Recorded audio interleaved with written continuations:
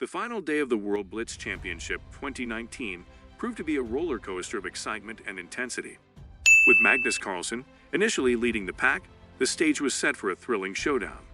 However, Hikaru Nakamura had other plans, delivering an inspired performance to level the playing field. The battle reached its climax with two additional games to determine the ultimate champion, and it was Magnus Carlsen who emerged victorious. How did the victory unfold for Magnus Carlsen? Join us as we bring you the historic feat, where Carlson secured his third World Blitz titles, solidifying his status as the reigning champion in all three formats: Classical, Rapid, and Blitz. Magnus Carlsen and Hikaru Nakamura found themselves locked in a fierce battle, tied with 16.5 points each. In the first game of the decider, Magnus demonstrated his resilience, skillfully holding Nakamura's Ruy Lopez to a draw. The pressure intensified as the players prepared to embark on the crucial second game. It was a high-stakes showdown, a battle of wits and strategy that would decide who would claim the title. The stage was set for a dramatic clash between two chess titans. With the world watching, Magnus made his opening move, unleashing the power of d4 upon the board. Hikaru responded with knight f6, setting the stage for an intense exchange of moves. Knight f3 followed, and the tension began to mount. It was a battle of positioning, as each player strategically maneuvered their pieces to gain the upper hand. Magnus opted for the London opening, a favored weapon in his arsenal.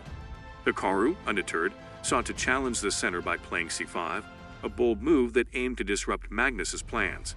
The clash of ideas and strategies was in full swing. As the game unfolded, Magnus showcased his unrivaled understanding of the nuances of the board. Hikaru, too, displayed his formidable skills, seeking opportunities to gain an advantage. It was a mesmerizing battle, a dance of minds, as both players sought to outmaneuver and outwit their opponent. Hikaru's decision to castle kingside proved to be a turning point. With his queenside pieces barely developed, this choice left him vulnerable. Magnus wasted no time in capitalizing on the opportunity, bringing his rook into action with rook c1, aiming to exploit the exposed position of Hikaru's queen. Sensing the danger, Hikaru swiftly moved his queen to safety, attempting to ward off any potential threats. Magnus continued to strengthen his position, fortifying his king's safety with a castle to the king's side. Hikaru, undeterred, made a move to fianchetto his light-squared bishop, hoping to gain an advantage along the long diagonal. But Magnus's moves were precise and calculated, unyielding in their pursuit of victory.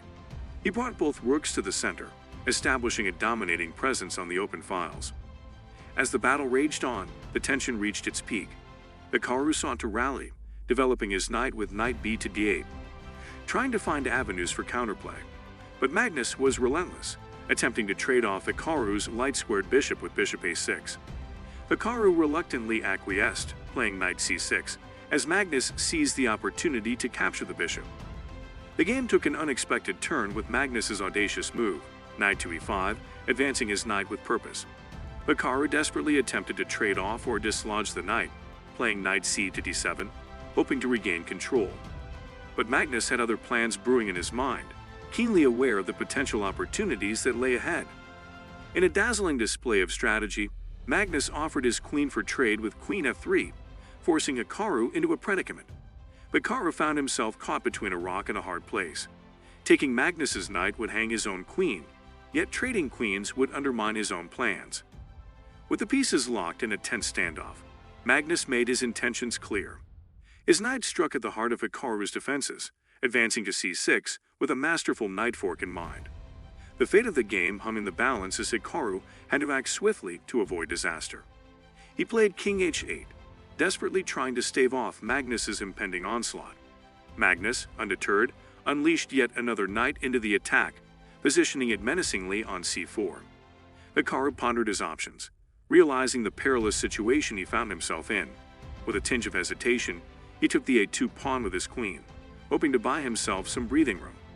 But Magnus was relentless, playing g4 to dislodge Hikaru's knight and tighten his grip on the board.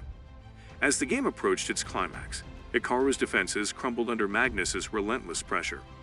His rooks found themselves devoid of squares to move, leaving him in a desperate situation. Magnus capitalized on Hikaru's vulnerability, playing rook c2 with deadly intent. Hikaru's queen sought refuge on a4, but the situation grew increasingly dire for the brave challenger.